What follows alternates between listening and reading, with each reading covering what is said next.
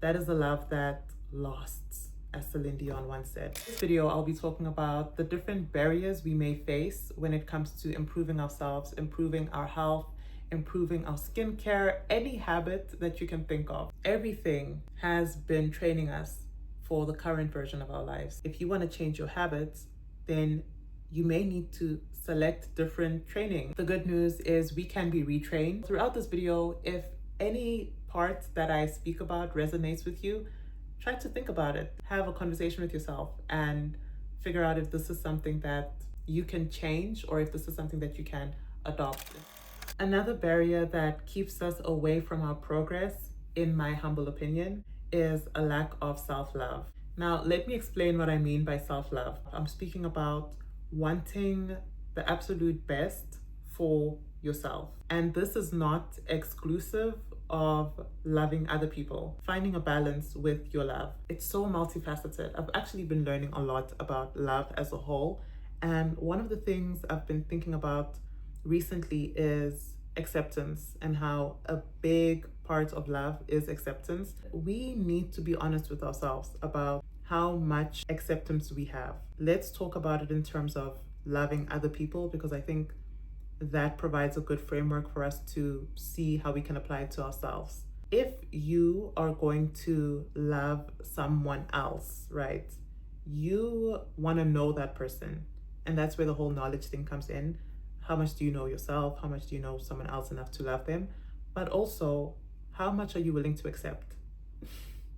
When I say this out loud, it sounds like I'm advocating for toxic relationships or, reduce your standards, bring your standards all the way to the floor and just accept everything.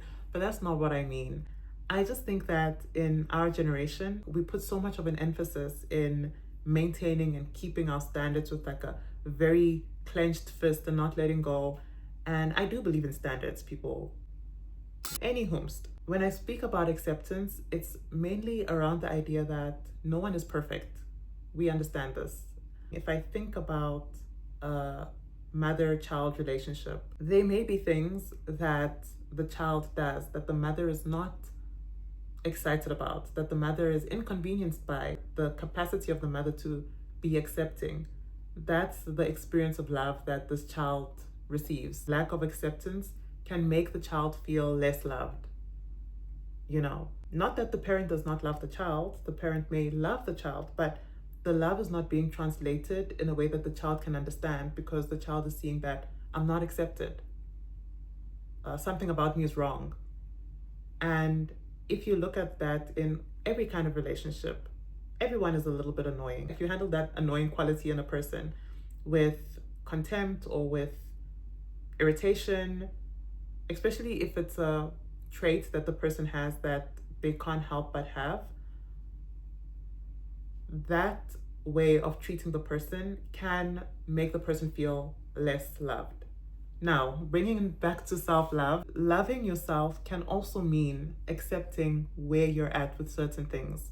Like, yeah, sure, I keep waking up late and hitting snooze, accepting that that's a part of what you do. And I'm giving a very, very shallow habit, but you can go as deep as you want with it, because I don't want to get in people's business too much. But if you are accepting of certain areas in your life where you're not great, there are certain things you don't know, and you just accept that. Like, I accept this about myself. I accept that I'm annoying, or I accept the bad qualities about yourself.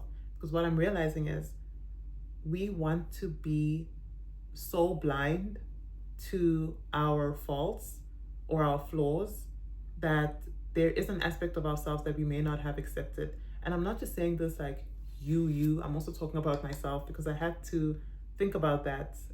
Accepting certain circumstances in my life that I've just been pushing aside, accepting certain things about myself that I don't present to others, because obviously we don't present our worst self to people, but accepting that, oh, this is actually a reality about me. Having said all of that, I also want to mention that just because you accept places in your life that you're lacking, it doesn't mean you have to stay there.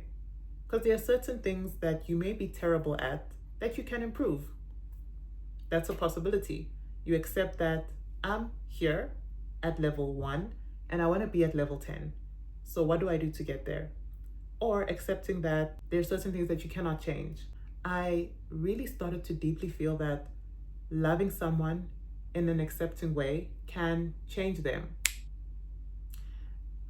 Loving someone deeply with acceptance can help them improve.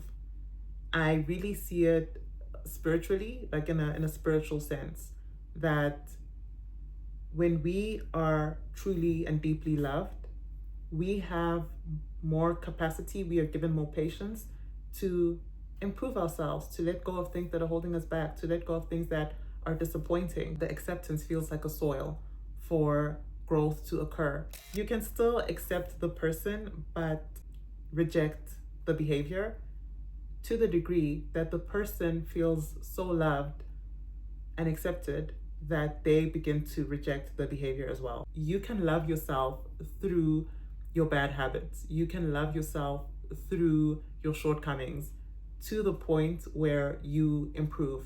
I'm not just saying this for the sake of saying it. I've seen it in myself when I'm giving more grace to myself, when I am accepting that, oh, this is where I'm at, this is what I'm struggling with.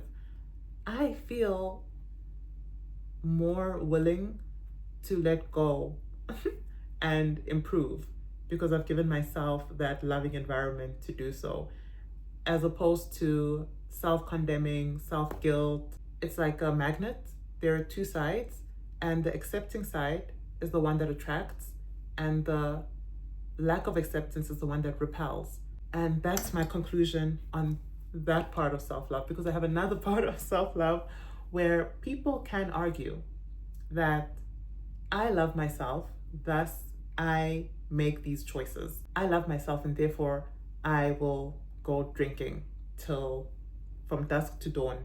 I will just go all out because I love myself. I want to enjoy my life. They don't phrase it like that, obviously, but I've spoken to enough people to realize that sometimes bad behavior is justified as self-love. So in that case, you are really the object of your love. But long term, you're not loving the future you well if you continue on this pattern. I hope that makes sense. With self-love, it is a two-parter in that, number one, you accept where you are, accepting where you are for the good and the bad. So it's not just, oh, I accept all the crummy parts about myself, but also I accept and appreciate the great parts about myself.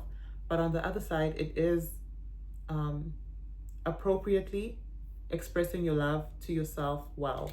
Let me use the correct tools to love myself. And when we think about health and wellness, expressing your love to yourself well is investing in yourself. I will not do harmful things under the guise of loving myself, but I will use the appropriate tools for loving myself, because loving yourself now with the healthy lifestyle is actually loving the you of 10 years from now. That is the love that has more longevity. That is the love that lasts, as Celine Dion once said.